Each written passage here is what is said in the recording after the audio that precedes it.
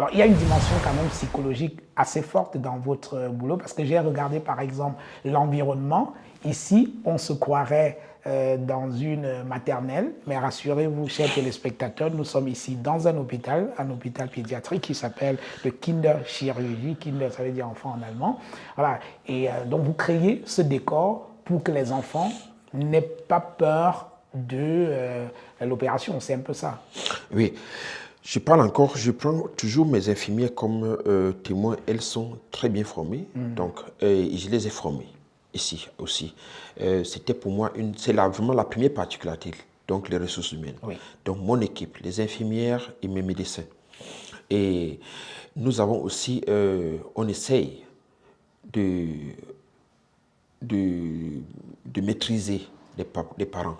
Donc, parce que nous avons bien sûr la maman qui pleure lorsqu'on veut opérer son enfant, le papa qui... c'est dur. Hein? Ouais, c'est très dur, donc il faut... nous avons beaucoup de conversations, de dialogues avant les opérations. Et l'enfant, avant l'opération d'ailleurs, fait au moins 2 à 3 fois la clinique. Donc, cette dimension psychologique, et entre autres, ça fait depuis 2010 que j'ai fait cette formation en psychologie et en métaphysique. Ah d'accord, donc ce n'est pas le fait du hasard. Oui. Ça a été pensé. Oui. Vous employez combien de personnes ici, docteur Noula?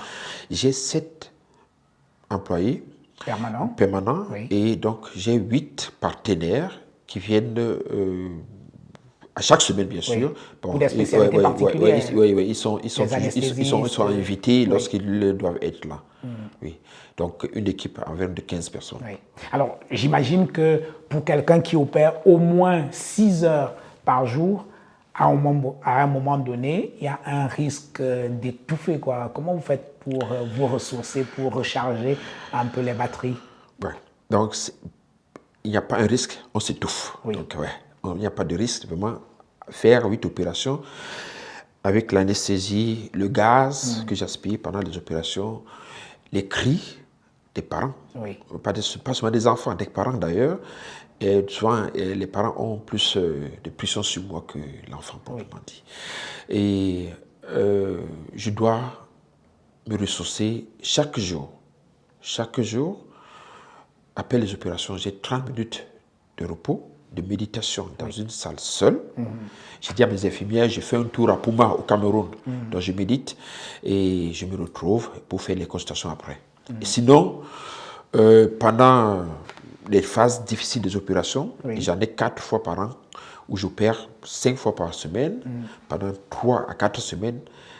Le dernier jour des opérations, au plus tard, à 22 heures, j'ai fait ma valise et le lendemain, je suis...